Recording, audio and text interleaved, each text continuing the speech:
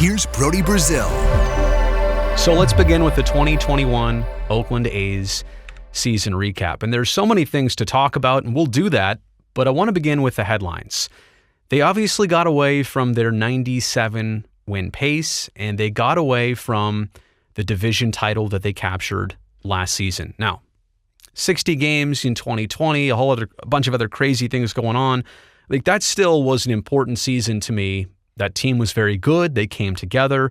There's no question about that. Same thing with 18 and 19, when they actually did win 97 games. 2020 was the equivalent of 97 games. But here in 21, about 10 games shy of that, I mean, it's definitely a big difference. So to understand that this team didn't have anywhere near the success of the prior seasons is important. I thought the quote from Bob Melvin 2 days ago was spot on. He thought that during his 11 years in Oakland, that this was the first time that he had a team he thought would go to the playoffs, didn't get to the playoffs.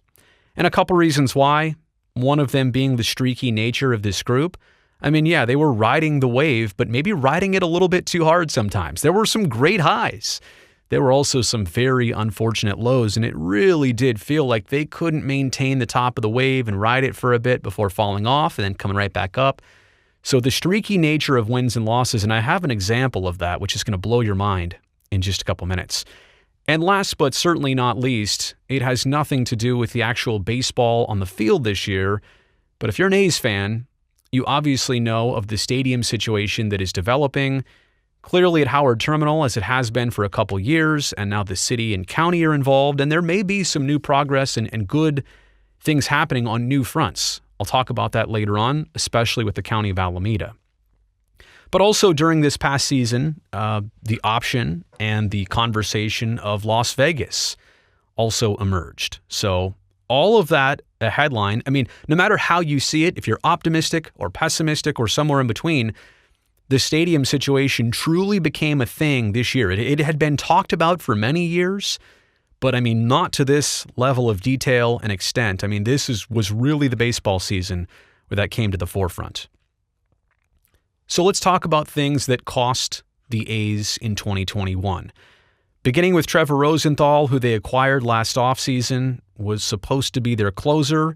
It was right out of spring training. He had one injury.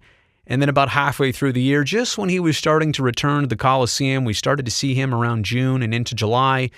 Then we find out there's a separate injury, another surgery, another recovery. He would absolutely not even pitch once for the A's this year.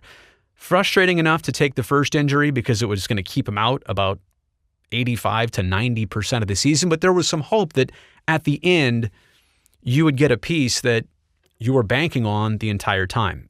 I want to say that this was costly, and people will point to the contract and the salary, and that's what fans do. But I also want to say how this impacted the team most, not just not having the closer that you expected and a closer with, experience, but it also affected the A's bullpen when you think about the backwards first mentality, because you can really slot out your bullpen once you have the closer. Then you know who your setup guys are. Then you know who your middle relief guys are. And then you know who your, let's say, fifth inning guy, Yusmeiro Petit, usually is. But it's so hard to do when you don't have this one domino piece. Not to make excuses, and as we go through the costly elements of this season, this was a big one that not a lot of people were talking about on an everyday basis because they never saw him, so it was kind of out of sight, out of mind. Also costly that Mike Fiers, who was critical for the team in prior seasons, only pitched twice this year. He was also dealing with arm injuries. And I think it's just a matter of what would it have been like if he were in there. Now, you wouldn't have seen maybe two of the better stories of the season in James Caprillion and Cole Irvin, how they stepped up and did their thing. And the rotation overall had a pretty solid effort. I mean, you had a pitcher of the month of June in Sean Manaea. You had a pitcher of the month in September in Frankie Montas, not to mention what Chris Bassitt did nearly all season long until the injury. So you had a solid starting staff, but what if you had a Mike Fiers? And then maybe you could take one of those starting pieces, use it in the bullpen. You see what I'm saying here? It's a trickle-down effect of injuries. And again, not excuses. This is just absolute reality. Let's get away from the injuries and get to something more rare, an 80-game suspension for Ramon Laureano that was handed down in early August. Now, what's costly about this, it was going to keep him out the rest of this season. It was going to keep him out for any A's postseason games, and it's also going to keep him out for the first, I haven't done the math, sorry about that. It's also going to keep him out for the first bit of next season. He was having a tremendous start to the year. Then he got hurt. Then he came back and he struggled. And I don't know in retrospect how much the injury was part of that, but clearly eventually it all went really wrong when he was suspended for PED usage. So frustrating for the team. Again, I think this is one that down the stretch, not forgotten. Nobody forgets about Laser Ramon. There's no question about that. But this happened in early August. By mid-September, when the team really started to struggle and they had acquired some other players, this was kind of not a front burner story. But in the end, when you look at the course of a season, it was the first injury and then the suspension that really cost the A's as it relates to Ramon. Also costly, but in a different way, because we did see Stephen Piscotti and we did see a lot of Chad Pinder at the very end of this season, but the way that these guys battled through injuries. Now, for Piscotti, it was the wrist. For Pinder, it was the knee, I believe in lower back. There were multiple injuries for Chad. These are guys that the team counted on to produce on a regular basis in prior seasons. And even when they were there, I want to make this very clear, even when they were playing, it wasn't with 100% health. And because of that, you're not getting the player that you normally do or the one you're normally expecting. So the fact that even these guys had ailments all year that they fought through, in a certain way, cost the team. And how could you not look at Chris Bassitt's injury on August 17th in Chicago as a huge setback? Now, at the time, in the moment, look at Sean Murphy's face right there. And you could see Matt Olson running over too. Everybody didn't know what to do. We did not know that night what would be the certain health of Chris Bassitt. And that's all we cared about. And then what happens is when you find out he's okay and the brain and the eyes were going to be fine, there wasn't any lingering concussion effects that we knew about. When you find out things are going to be okay, then you start to get selfish. When can he come back? What does this mean to the team? But I want to be very clear. When this happened, we couldn't have cared less about anything else beyond Chris Bassitt's immediate health. But a lot of people will look back and say that this was the turning point, not just a turning point. This was the turning point of the season where the A's could never get it back. And maybe because they lost 3 of 4 against the White Sox in this series, and that night's game was just a throwaway. This happened, I think, in the second inning. The rest of the game was a throwaway after that. That injury was costly, but hey, what are you going to do about it? Also costly was the A's bullpen in the months of August and September. It's not a compliment, but it was just the truth. A lot of times it felt like no lead was safe for this team. And unfortunately for them, fortunately and unfortunately, they would get early leads. They'd be up 5-2. They'd be up 4-1. They'd be up even 1 or 2-0, which sometimes it has to be enough to win you a game. Not all the time, but sometimes. But in 2021, the A's bullpen converted 39 of 67 save opportunities. That's 58%. They had 28 blown saves, tied for the second most in Major League Baseball. No, alone at second most in Major League Baseball. And their 27 one-run losses. Now, it's not entirely on the bullpen, but it just goes to show you 27 one-run losses this season led the American League. They played a lot of close games, which is frustrating because they lost a lot of close games. If that were reversed and they had among the most one-run wins in the AL, like I think the Mariners did, we're talking about a totally different story here. Also costly, Oakland's record against the West. I mentioned the A's record against Seattle and how that went, 4-15, which is the exact inverse of what the A's did to Anaheim. Now you're 15-4 against the Angels. Did I say Anaheim or Los Angeles? Whatever. I even put A and A in there, not LAA. I'm old school. Actually, if I was really old school, I would have said California Angels. But basically, Seattle and Anaheim, you dominated and got dominated. It washes out to be a 500 record. And then you only went 10-9 against Texas. I say that respectfully. They're a big league ball club, but where did they finish the season record-wise? Having them win 9 of 19 games against you just can't happen. And the A's eventually, with the late sweep in the season, they finished 8-11 against the Astros. Their record against the division overall was costly. Like, you'd love to play just 500 against the Astros. And even if the Mariners, let me point this out. If the Mariners were good like they are, or like they finished being, what if you went 500 against the Astros and the Mariners? Or what if you just went 500 against the Mariners alone? A's would be in the playoffs.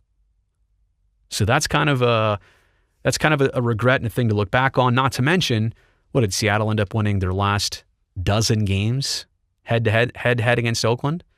That's how it went down. Okay, so what went well for the A's in 2021? And I know this sounds weird to say because everybody went through it. Every team essentially completed it. Nobody missed games. I mean, there were setbacks for individuals and there were postponed games and this and that. But how about the fact that in spring training of 21, if I looked back and told myself, hey, the A's are not going to miss a game this year. And they only had one, I believe, early on against the Tigers, which had to be postponed until the next day. They played a doubleheader, I think. They only had one game change all season long. Based on where we were back in February, March, and April, health-wise in this country, no vaccines yet necessarily for everybody, and the pandemic was still very much raging, and fans were slowly trickling back into stadiums. I say this respectfully now because I hope you remember this at some point. It was a positive that the season was completed for the A's and every other team across baseball. I don't want to minimize that point. How about Matt Olson's bat? No question this season went well, and not to take away from his glove. I truly believe he's going to get that third Gold Glove this offseason. Maybe not his best year defensively. Like, there have been even better, but he is still among the absolute best at what he does over there. But we're talking about the bat. And he flirted with 40, literally got 39 in game 161. I hoped he was going to, was it 160? 160. I hoped he was going to do it in that final weekend, just get to 40, because he had already had the new career high in homers. He already surpassed 100 RBI for the season. He upped his batting average this year by 80 points. And he cut his strikeout rate literally in half. And by the way, can I just say that over the course of this video, you know what? Let me go to the truth camera.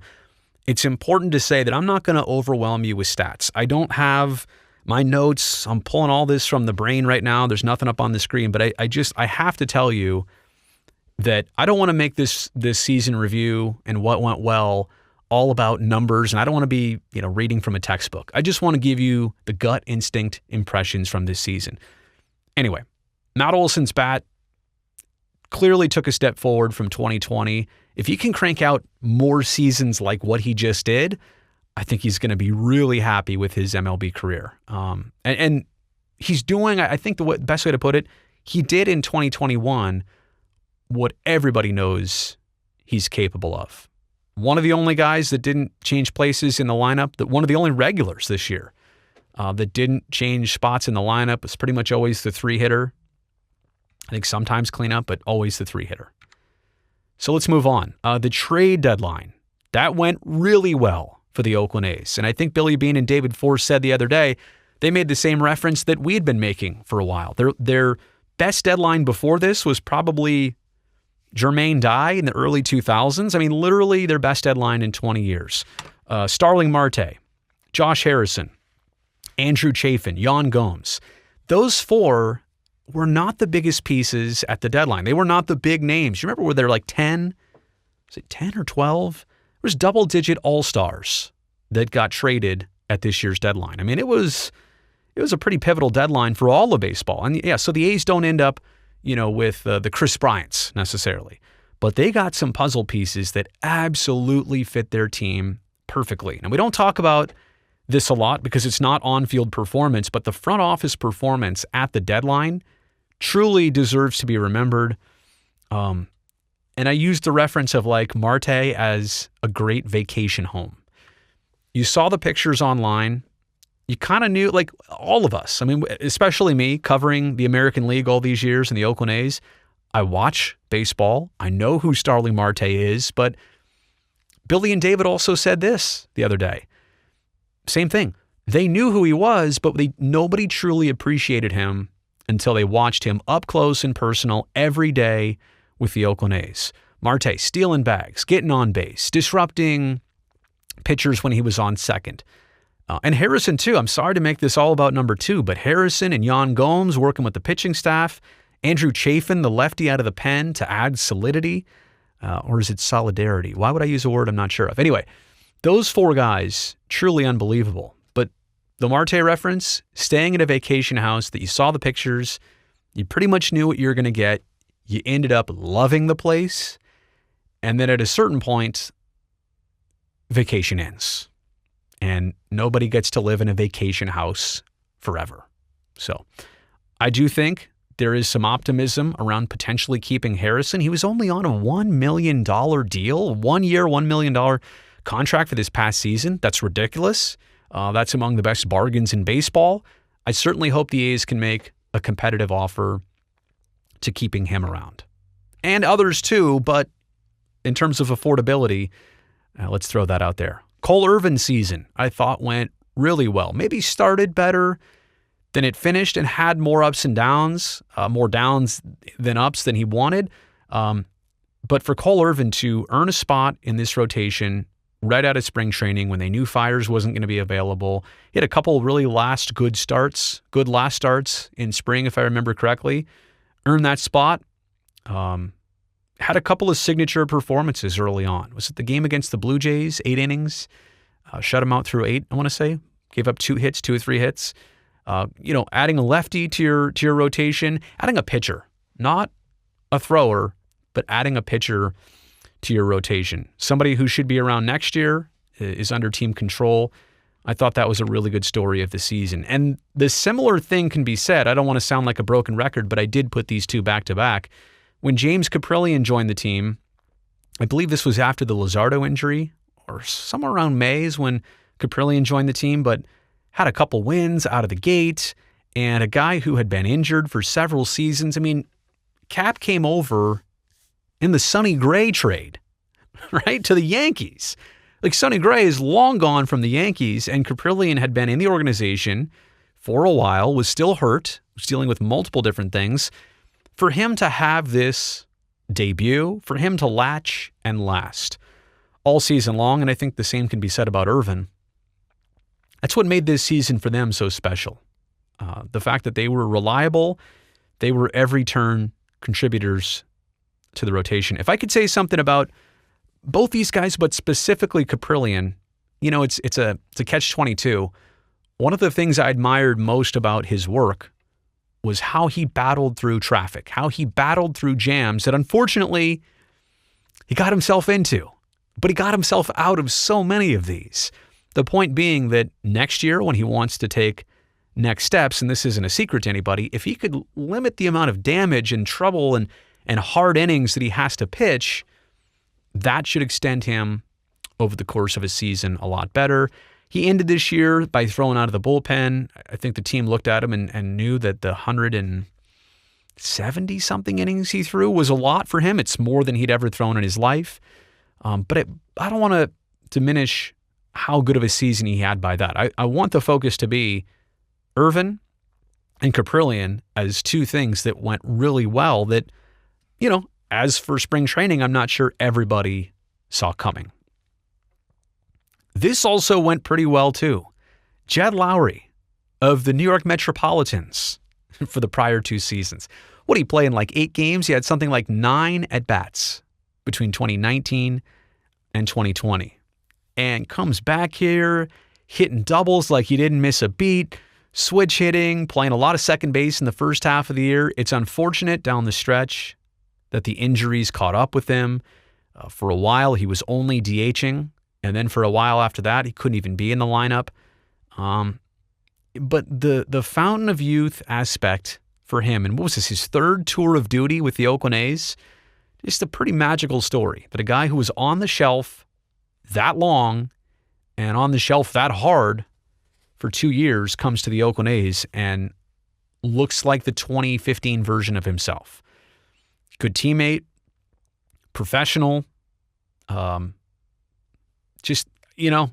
was a treat to honestly think that you were going to get Jed Lowry as insurance. The A's didn't have their infield situation all sorted away.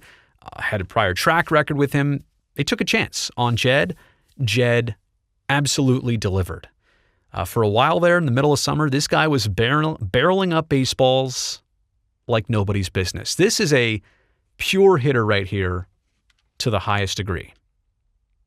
Also, this went well too.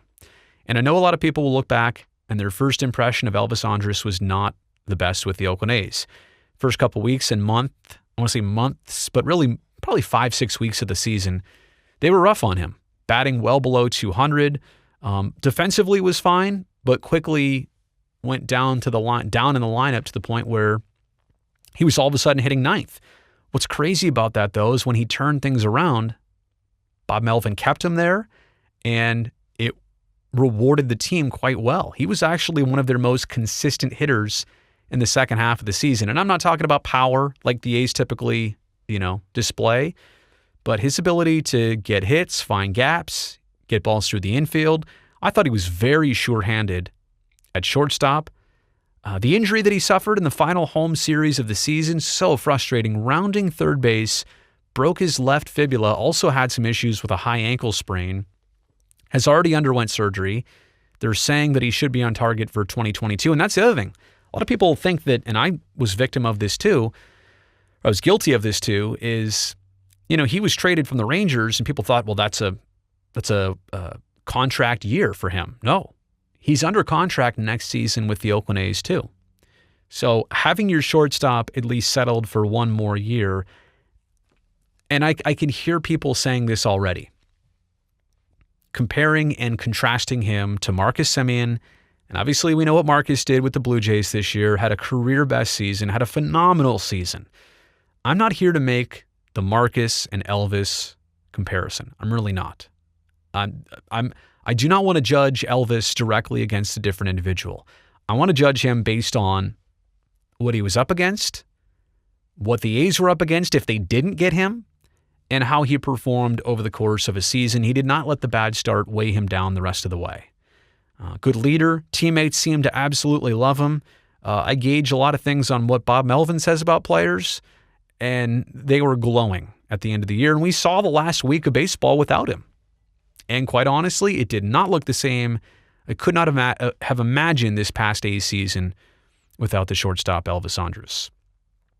That is definitely something that started rough, but overall big picture went well for the team this year. Tony Kemp also went well in a variety of ways. Now, he had career highs in so many different offensive categories, but to me, at-bats and games played tell the true story. Batted a bunch of different places in the lineup, was a defender in a bunch of different positions, hit 345, I want to say, in the final 45 games of the year, something like that. See, again, I'm not relying on all the stats here and pulling it off my head, but clearly, and we all saw what he did in the final weekend against Houston. Not that it mattered to the team in standings, but the point is that he got in the second half red hot, and another player who's under contract with the team, so versatile. You need guys like this. You need the plays he made defensively with a lot of flair. You need the chemistry, the glue guy inside a clubhouse. That is Tony Kemp. He's going to give you a lot of effort every single time. What did he have? A strikeout, a non-strikeout streak this year? Was it 90 at-bats? It was like 90 at-bats between strikeouts. So that to me is fantastic. I mean, even his outs were productive, putting the ball in play, making the opposition defense work. Tony Kemp had a career season based on opportunities. The A's giving him these chances and him earning these chances lets you know that he was having his best big league season. And if you look at how the A's acquired him from Chicago and how Chicago got him from Houston, what an absolute deal for the green and gold. Okay, the gut punches of this season. This is a longer list than I think any other Oakland A's team I could come up with. And I mean, there should not be 15 gut punches, but I have them here for you now in retrospect. And you'll notice that gut punch number 1, it doesn't even take place until mid to late June. So all 15 of these gut punches happened down the stretch, close to the second half. I mean, it really was a great beginning. Well, not great out of the gate, but overall a great April, May, and into June. But June 18th, I think this was one of the first turning points of the season. 18th through the 20th against the Yankees in New York. You win the first game on a Friday night. You drop the next 2 in dramatic fashion, a late homer by the Yankees on Saturday. And then the A's were trying to win the game after giving up a late lead on Sunday. And Sean Murphy hits into a triple play off Aroldis Chapman, who couldn't find the plate. If I'm correct, he walked the bases loaded. There was no outs, right? Triple play. And that's how the game ends. And frustrating because the A's could and should have swept the series. Instead, they lose 2 out of 3. But that's okay, right? That's the Yankees. You're gonna hit these moments of bad luck. Their next series against the Rangers, a 4-game series in Arlington, they split. I mean, that's no good way to follow up after playing the Yankees really well. And that's what's next on your road trip. Nothing quite bad until after the All-Star break, July 22nd through the 25th, against Seattle. Again, a series that started out well. The A's took game 1, but then the next 3 games are each decided by single runs, and they go to the Mariners. 3 straight 1-run losses for the A's against Seattle. Now, we know how that ultimately turned out, how Seattle decided Oakland's season in an unfortunate manner, but that was kind of the start of these close games and this one-sided nature and stuff really not going the A's way. Then more gut punches. Trevor Rosenthal, we find, is out for the season shortly after that Seattle series. Stephen Piscotty's wrist really starts to keep him out of games, out of lineups. He's going to eventually have surgery. He'll be out for the season. Same thing with Rosenthal, his second major surgery, out for the year. And then at the beginning of August, right near the trade deadline, in fact, right after it, Ramon Ramirez is suspended for the rest of this season and into the 2022 schedule. That was a huge gut punch. I mean, look at the names and contributions that you would like to project for these names and players, and now you're getting none of that down the stretch. Gut punches continue. August 17th, Chris Bassitt hit with a line drive comebacker in the head. What are the chances? And not just that. That game was toast. That night was an absolute throwaway. But then the A's in that series lose 3 of 4 to Chicago. Frustrating. What a gut punch. I mean, the injury alone, losing Bassitt for at the time what we were pretty sure would be the rest of the season, it wasn't. But did not help the A's trajectory at that point. Then you get to late August, back at home, hosting the Giants. A's win game 1 of the series. Same thing. Games 2 and 3 are decided by Giants pinch hitters in late innings. 7th and an 8th inning homer. What was one? Lamont Wade Jr. and the other one was Donovan Solano. Back-to-back days, the A's bullpen gives up a 7th and an 8th inning homer, pinch hit homers that take leads and ultimately win the Giants 2 games and the series. What a gut punch that is. Okay, let's go to August 23rd and 24th. 2 games at the Coliseum, quick series against Seattle, just even split at the worst. The A's lose both. And at that point, Seattle was, I want to say 3 or 4 games back of the A's. That would have pushed them really out the door. That would have fended them off for a lot longer than what happened. Instead, now they're only 2 games behind the A's. I mean, they are knocking on Oakland's door for the first time really all season. That was as close as they'd ever been. And then it brings us to that infamous weekend series in Toronto. And by the way, personal pet peeve. It's not a famous series because that's for a good way. Infamous is famous for a bad reason. So many people use infamous and they think they're saying famous. This, if you want to know the definition, if you always want to remember what's infamous, that weekend series at Rogers Center was infamous. You had the implosion on Friday night. The A's were up 8-2. Marcus Semien ends up walking off. Was it a 3-run homer to win the Jays the game? They got blown out, I think, on Saturday. And then they won then the A's, can't remember what was the sequence. And this is why I'm trying to do this review as close as possible. Let's just say that all 3 losses were heartbreaking because of how they happened and how this series started. But the A's did get blown out in one of those other 2 games. They got swept in 3. A huge gut punch of the season. The way it happened, the word implosion, that's another word that's perfect to the definition there. Then you get to September 10th through the 12th. Again, these Texas Rangers. Are you noticing a trend? The Rangers in Seattle keep offering gut punches here. Win the first game of the series at the Coliseum, lose the next 2. September 20th through the 23rd, still at home against Seattle, swept in 4 games by the Mariners. Not just that. Remember before how we said that the A's couldn't kind of put their season to rest, couldn't really knock them out of the race? Well, when the A's got swept, they also got leapfrogged by the 23rd in the standings. And the A's never caught up again with Seattle. Okay, we're almost getting to the end of the gut punches here. Elvis Andrus, final home series of the season, breaks his fibula, scoring the game-winning run, rounding third. He actually ran the final 90 feet with a broken fib. I'm sure the adrenaline alone pushed him through those 90 feet, but look, at that point, you were hanging on by a thread. Your season was. That was kind of the ultimate kick in the shorts. How about the 12 losses in a row to Seattle? That happened on the final road trip. A's got swept up at T-Mobile Park, and that's when they were really sniffing the playoff opportunity. Still hard to believe that this year they didn't make it. They haven't made the playoffs since 2001. And then I'm throwing this in there because it's a nice round number, 162, but also 15 for me to fill out these gut punches.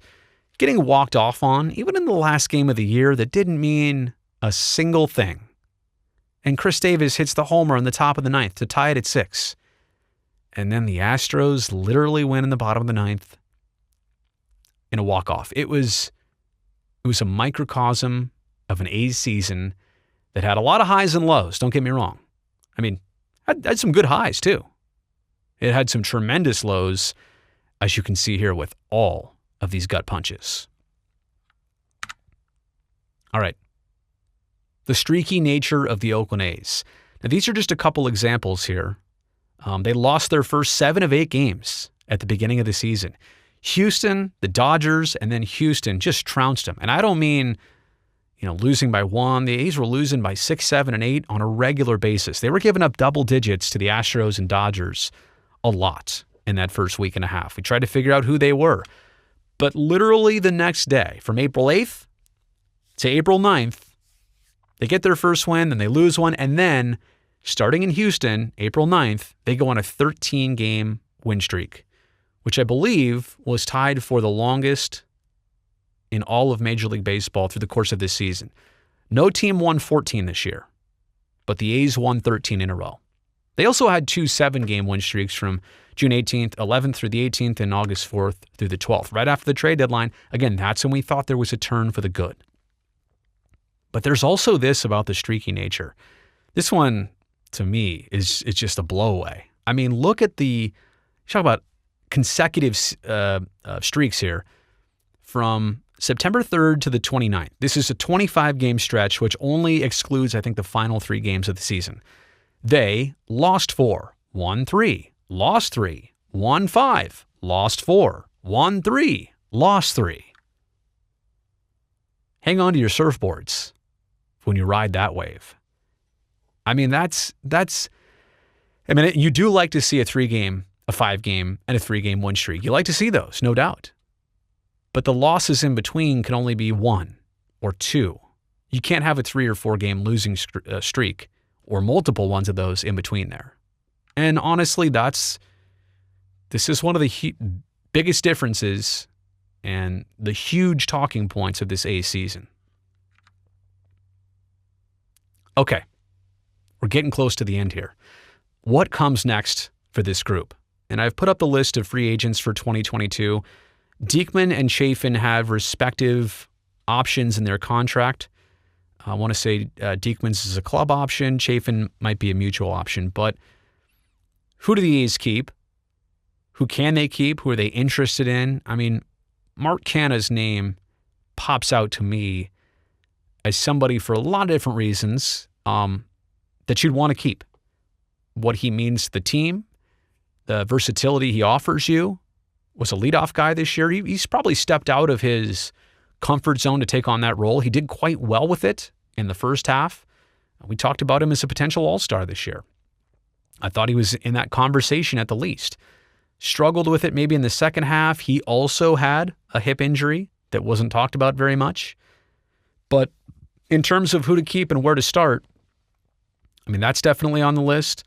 I talked about Josh Harrison a little bit earlier and the $1 million 1-year deal that he was on. If the A's could, give him the raise that he deserves or the years that he would want, be very enticed by that. And I'm not going to get into everybody's name here because if I omit somebody, then it's going to look like I'm purposely doing that. But I do want to point out Canha and Harrison specifically. With some other players, I would love, others here I would love to have back. Others I wonder what is next.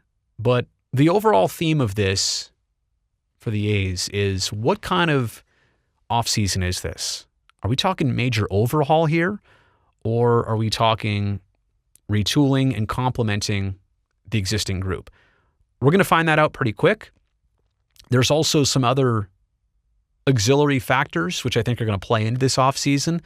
The whole labor issue that could develop as the CBA expires between the players and the league December 1st. But what is this team going to do? What are they going to do with these free agents? What are they going to do with the players who are still under team control but now have one less year remaining of that?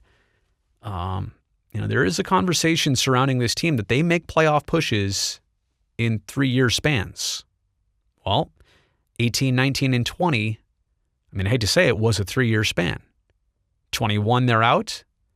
Is 22 a push that you can make and not make it in a backdoor route? Like, can you go right through the front door with a rebuilt or a retooled 2021 team or a rebuilt team? I don't know. But how much movement are we going to see this offseason for the A's? I think that was number one here. I might have stole my own thunder. What comes next? Will they retool? Will they re-overhaul? And how does the CBA across baseball affect that? If that's the primary source of focus for everybody, and we're not talking about signing players because contracts can't be taken care of, then maybe all this stuff gets pushed back. Will next season start properly on time? Nobody's really, we're focused now on the baseball playoffs. Other people have transitioned into basketball and hockey and football seasons underway. But let's not forget that next year starting on time, at this point, is not a certainty. We do not know for sure that these two sides are even close together. And last, but definitely not least, something I'll make a separate video about in the near future, stadium progress at Howard Terminal. The A's in the city of Oakland, still working at it. In the meantime, though, Alameda County reportedly has just come out and said that in late October they are going to vote on their involvement with an IFD, an infrastructure financing district at Howard Terminal. They need to be part of this for the A's in the city to do what is hoped. So to now have the county joining in is a big deal. And the Board of Supervisors taking this up, I think it's the 27th of October. It's kind of like the next July 20th. We talked about that date for a long time. Obviously, it didn't work out as expected. It didn't work out as planned. It wasn't the ultimate worst case scenario of no to everything. It wasn't something that the A's and city still agree on.